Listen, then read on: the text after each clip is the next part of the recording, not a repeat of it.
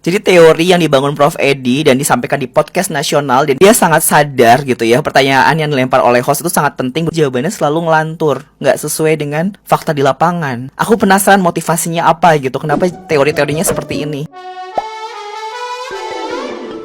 Hola netizen yang terhormat. Saat kasus kopi cyanida kembali menjadi sorotan, Prof. Edi Yarej, pakar hukum pidana UGM, sempat ngotot bahwa Jessica Wongso sudah pernah datang ke TKP, yakni Cafe Olivier 3 hari sebelum bertemu Mirna Salihin dan Hani. Pernyataan Prof. Edi ini lantas menjadi ramai diperbincangkan, dan Otto Hasibuan selaku kuasa hukum Jessica Wongso menyatakan bahwa tudingan itu fitnah kejam. Kemudian Prof. Edi baru-baru ini mencoba mengkonfirmasi pernyataan itu kepada rekan-rekannya di Polda Metro Jaya dan Krishna Murti yang menangani kasus Jessica Wongso pada 2016 lalu. Prof. Edi mengatakan dirinya sempat melihat CCTV 3 hari sebelum kejadian Mirna Salihin meninggal dunia. Pakar hukum pidana UGM ini berdalih dirinya memang diberi rekaman CCTV tidak hanya pada hari kejadian, tapi hari sebelumnya. Setelah dikonfirmasi, Prof. Edi lantas meralat pernyataannya bahwa CCTV yang dilihatnya itu ternyata di hari yang sama dengan Mirna Salihin meninggal dunia. Artinya Jessica Wongso tidak datang ke Cafe Olivier 3 hari sebelum kejadian seperti yang dikatakan sebelumnya. Karena pengakuan Prof. Edi yang salah sebelumnya, netizen yang budiman lantas mempertanyakan integritasnya sebagai seorang ahli yang sempat menjadi saksi dalam kasus kopi cyanida Jessica Wongso 2016 lalu.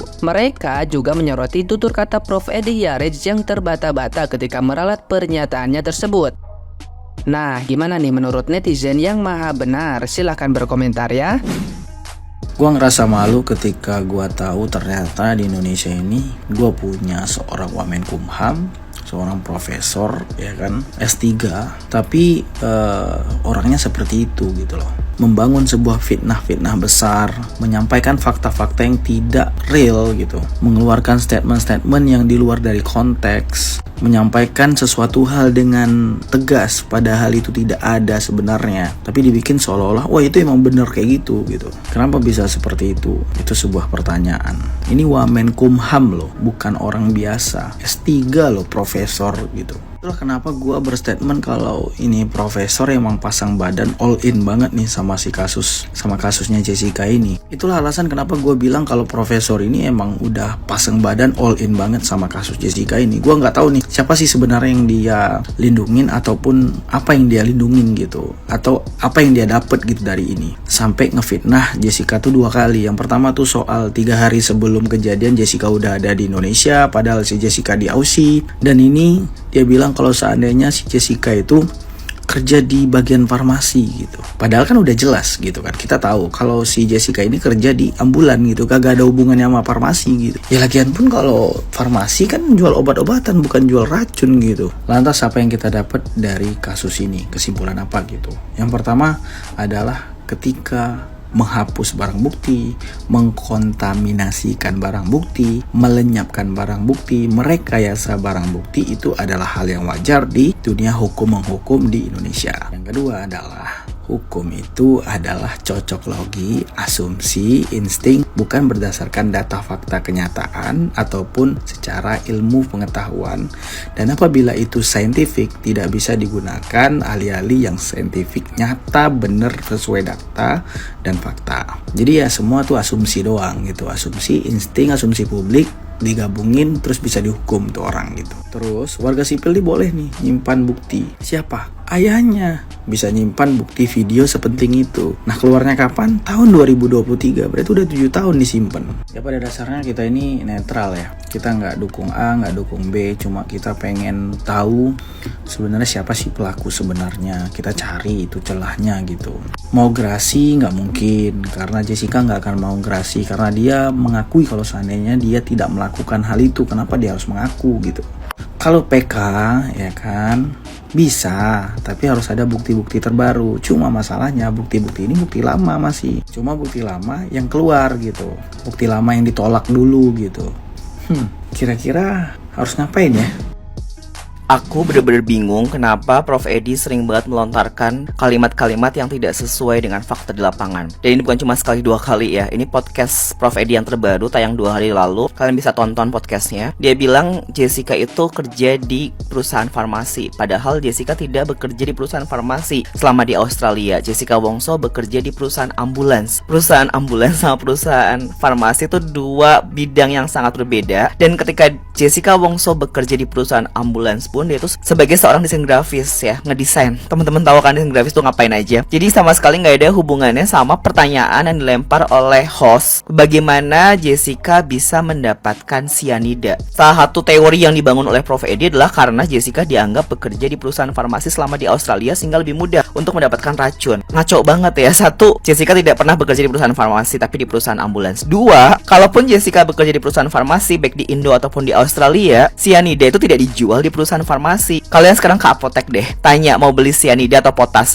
nggak akan ada yang jual di perusahaan farmasi manapun karena apotek itu jualnya obat, bukan racun. Dan yang ngomong ini juga bukan cuma aku, tapi juga Imade Gelgel, tokoh favoritnya Profesor Edi sendiri, yang sering diulang-ulang sama Prof. Edi kan, Imade Gelgel. Nah ini aku screenshot beberapa artikelnya yang membantu bahwa Imade Gelgel juga menyatakan bahwa di apotek tidak ada yang jual cyanida. Jadi teori yang dibangun Prof. Edi dan disampaikan di podcast nasional, dan dia sangat sadar gitu ya, pertanyaan yang dilempar oleh host itu sangat penting, jawabannya selalu ngelantur, nggak sesuai dengan fakta di lapangan. Aku penasaran motivasinya apa gitu, kenapa teori-teorinya seperti ini, kenapa teorinya itu gimana ya. Aku mau bilang ngaco tapi beliau profesor gitu kan, jadi kayak nggak pantas aku bilang ngaco ke profesor.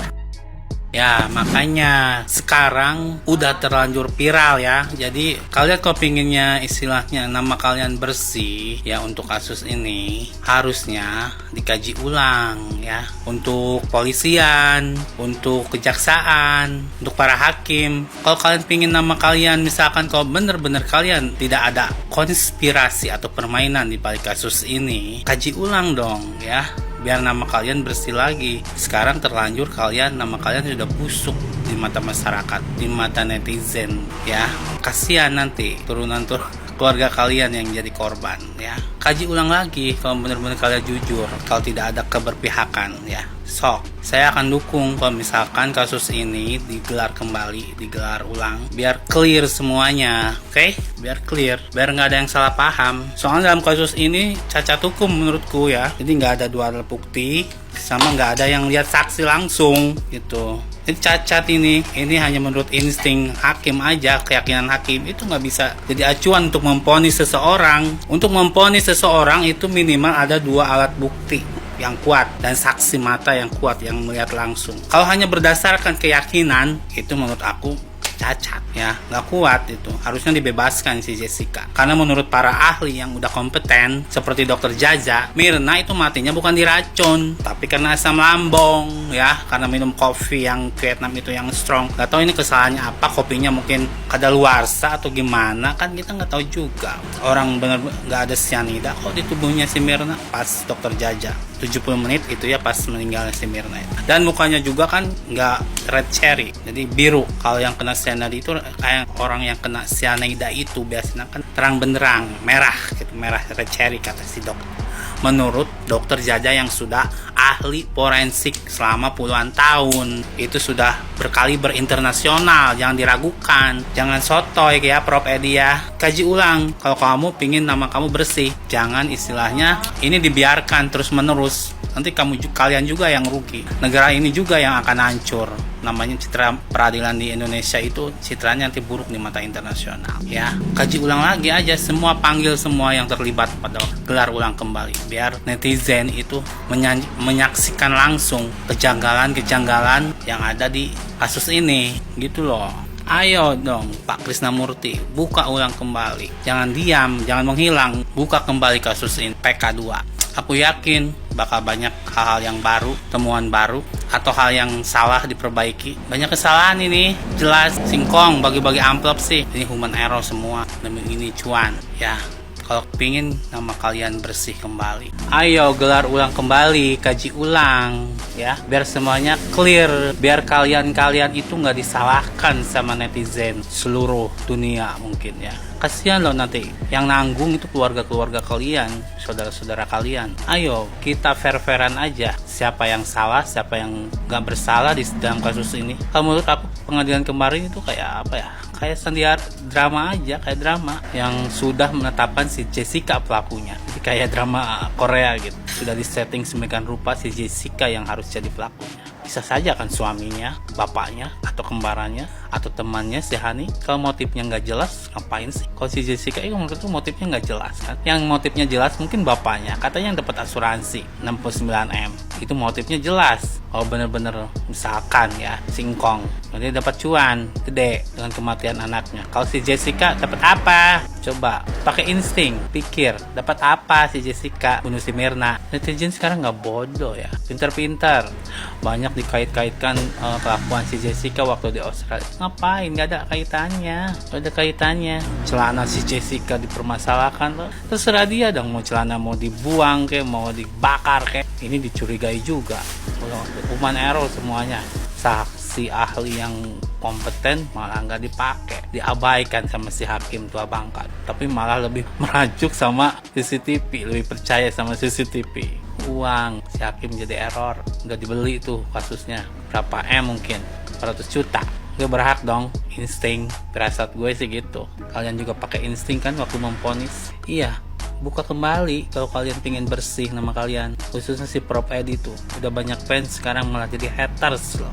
Udah banyak fansnya lu sebenarnya, sekarang berubah jadi haters. Karma karena kasus ini, lu terlalu banyak ikut campur sih Prof ya, seolah-olah lu yang tahu segalanya tentang kasus